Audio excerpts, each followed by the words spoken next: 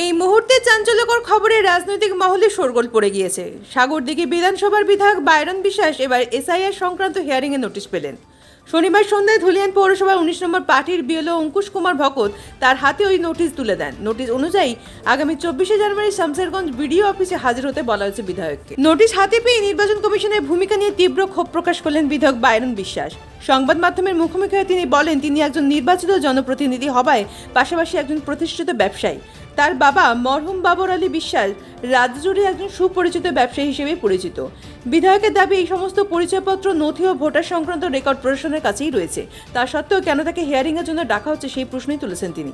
Byron বিশ্বাস আরও বলেন, একজন নিয়মিত করদাতা হিসেবে তিনি সরকারের প্রতি বছর বিপুল পরিমাণে কর প্রদান করেন, অথচ এসআইআর নামে তাকে হিয়ারিংয়ের লাইনে দাঁড়াতে হচ্ছে। এই অভিযোগ, এই প্রক্রিয়ার মাধ্যমে সাধারণ মানুষ তো বটেই, এখন জনপ্রতিনিধিদের অকারণে হয়রানি করা হচ্ছে, যা নির্বাচন কমিশনের ভূমিকা নিয়ে বড় প্রশ্নচিহ্ন তৈরি করেছে। নির্বাচন কমিশন এটা ছেলে খেলামু করছে, এটা ভয়ের সৃষ্টি করছে, আতঙ্কের সৃষ্টি করছে।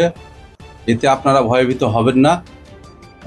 কাগজপত্র সঠিক রাখুন, সঠিক থাকলে যেটা নিয়ে যাবেন, তারপরে অন্য কাগজ চাইবে, এতে আপনারা বিরক্ত হবেন না। সাময়িক একটু শয়তানে হয়রান করে, কিন্তু হয়রান কতদিন করবে? আপনাদেরকে বলতে চাই যে আপনারা পেপারসপত্র ঠিক রাখুন, প্রয়োজন পড়লে আমার সহযোগিতা নেবেন এবং আমাকে বলবেন, আমি ব্যাপারটা দেখব। আমি বিধায়ক বাইরন বিশ্বাসের অফিসে এসেছিলাম ওনাকে হিয়ারিংয়ে নোটিশ দিতে। আমি ৫৬ শামসেরগঞ্জ বিধানসভার ১৯ নম্বর পার্টের বিএলও, তো তিনি আমারই পার্টেরই একজন বাসিন্দা প্লাস ভোটার।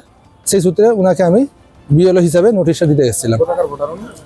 ১৯ নম্বর পার্ট ৫৬ শামসেরগঞ্জ বিধানসভা ধুলিয়ানের। নোটিশ রিসিভ করলেন? হ্যাঁ, উনি রিসিভ করেছেন। কত তারিখ হিয়ারিং আছে? ওনার হিয়ারিং ২৪ তারিখ।